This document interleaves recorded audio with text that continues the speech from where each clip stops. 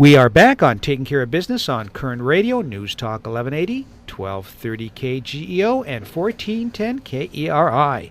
Our guest by phone, Wayne Allyn Root, former Libertarian VP candidate and classmate of Barack Obama. Hey, Wayne, maybe the reason nobody knew him at Columbia is he went by his Hawaiian name, Barry, or maybe by his Kenyan name, and I don't know what that is. Well, or his Indonesian name. How about that one? He's a man of many mysterious names. He was Barry Sotero in Indonesia because he was adopted by his mother's new husband, and his last name was Sotero. So he went by the name Barry Sotero for much of his life as well. So no one's quite sure how he got into Columbia. No one's quite sure what name he used in Columbia. His records are sealed, and it's no surprise, it's no mystery that I've gone in the media, including Sean Hannity on Fox News, Huckabee, many other shows, and I've given my guess as to why he was able to get into Columbia with bad grades at Occidental, why he was able to get into Harvard Law with bad grades at Columbia, why no one had ever seen him, because he was a foreign exchange student with a foreign scholarship, a Fulbright scholarship, not from Kenya. I'm not a birther. I have nothing to do with his birth. I don't know where he was born, but he did. It's a fact. He went to Indonesia as a kid with his mother and got adopted by his Indonesian father, and he attended Indonesian public schools. All of those are facts. And the other fact is, to get into an Indonesian public school, you've got to take Indonesian citizenship. So who would find it implausible that he came back to America, never undid it, and found out you could go to college as a foreign student and get in ahead of Americans with bad grades and get a full scholarship or a partial scholarship over Americans who have much better grades? And I think he took advantage of all that. And that then makes sense why I didn't see him in class, because several people have emailed me since I came up with my suspicions that have said, Wayne, I used to work in an admissions office at a major college, and I'm telling you that if someone gets in as a foreign student, not only do they get their way paid by the American taxpayer, how about how weird that is, that we as taxpayers are paying because you're a foreign student. Why should we pay for it? But they go to separate classes. They live in separate dorms. They're assigned to dorms just for international students. And when you look at Obama's roommates over the years, including at Columbia, the only person that ever says they ever met him at Columbia, there's a photo of him with his roommate, a Pakistani. And in Occidental, he roomed with a Pakistani. And in other places, there are photos of him with foreigners. Why? Because in my whole life, I've never even met a Pakistani. How's it possible he happens to be with nothing but Pakistanis? Because he's living in an international dorm. Because he's not an American citizen. Doesn't anybody get it? The picture is so clear. It may be circumstantial, but you don't have to be Columbo to figure out, when you paste it all together, this guy either defrauded the American taxpayers, in which case he committed a criminal act, or he really was an Indonesian citizen, therefore he deserves his foreign scholarship, and therefore he can't be president of the United States today. You know, I'm not a birther either, even though he admitted in a video in 2007 that he was born in Kenya and raised in Indonesia. Yeah, well, forget the video. How about his own book agent, who for 17 years continued with the same biography of Obama, which was born in Kenya and raised in Indonesia. Yeah. Listen, I've written 7 books. 2 of them were national bestsellers.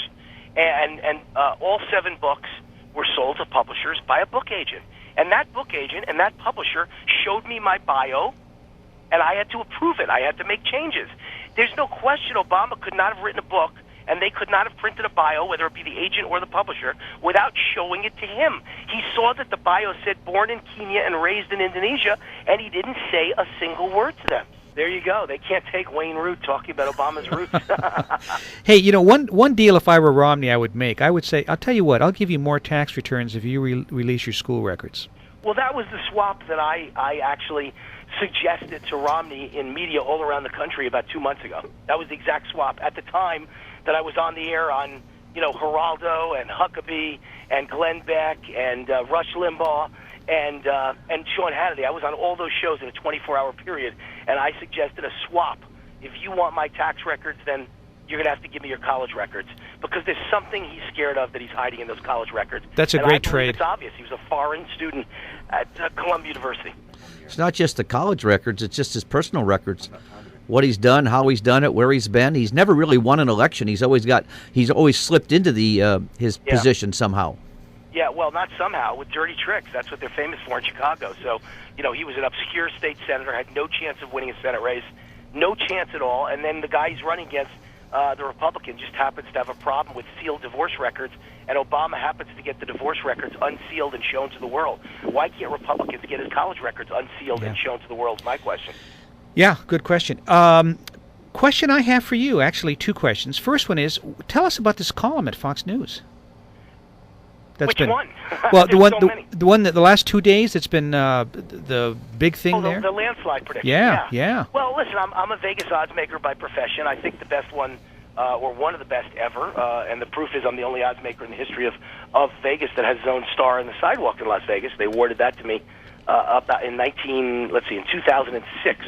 It was Wayne Root Day in the state of Nevada in the city of Las Vegas.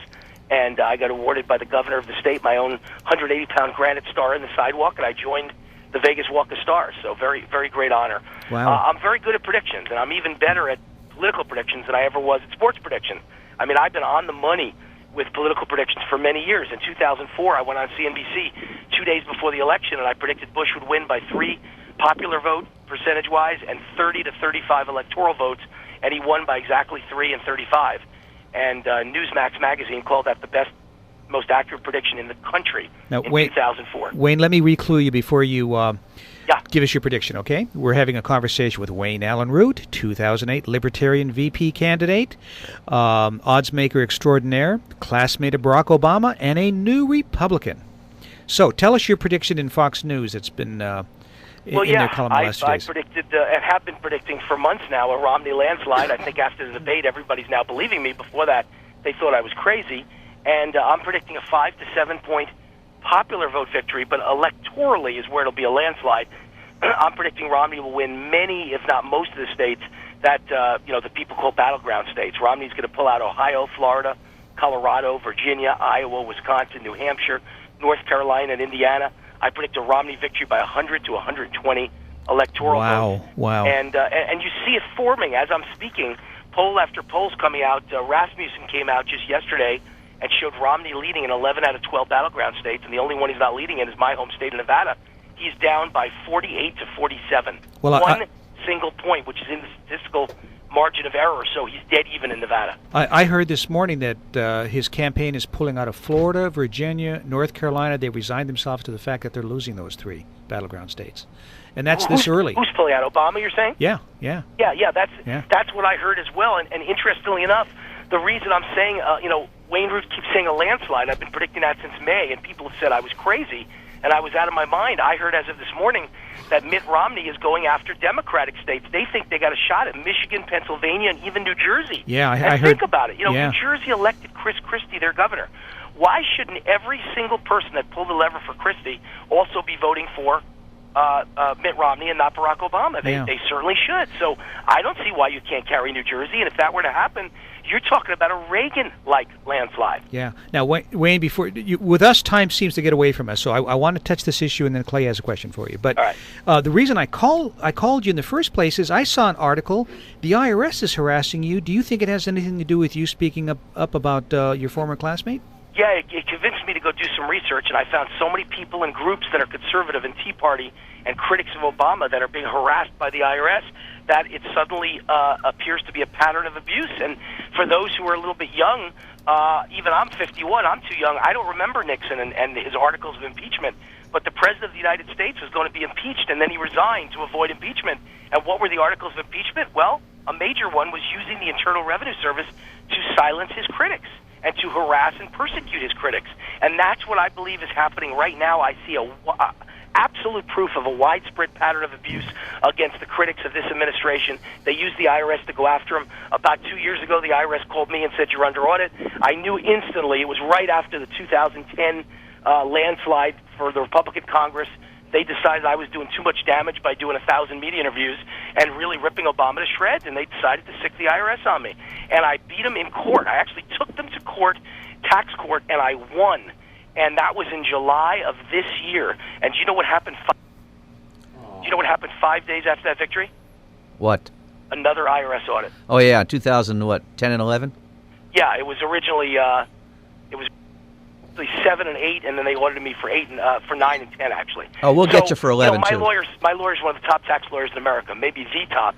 and he tells me that's impossible. There is no such thing. He would have said that in the history of America it's never happened, and it's never going to happen, and it happened to me, and he just can't believe it. His eyes were just bugging out of his head. He said, Wayne, there's no possible way that this could happen unless you're on Obama's enemies list. You got the President of the United States angry at you.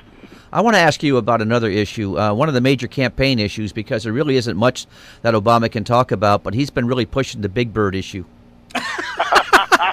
Yeah, well, someone should point out Big Bird's on welfare, okay? Nobody likes a bird on welfare, and this bird is on welfare. Do you know the head of PBS makes $650,000 a year? Oh, really? Do you know that PBS itself is worth $350 million, and they want welfare for the American people for their bird? Come on. This is a joke. It's time to cut them off at the knees.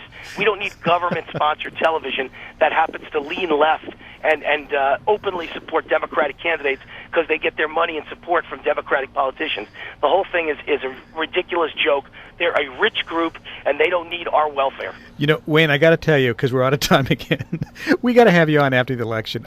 I'd like to have you on for a whole show. Yeah, we're going to celebrate. Because it's funny. I'm looking at 3 or 4 questions that I still haven't asked you from the last show. We'll do it after the election, and hopefully you'll be telling me, Wayne, you are a genius, because nobody in the country called a landslide but you, and it was a landslide. I'll tell you what, we'll start out by talking about you being a genius. Dick Morris did also. Yes, he did. You know what? Dick Morris and I are the only two I know of who've even hinted at it, but I think I've been much stronger.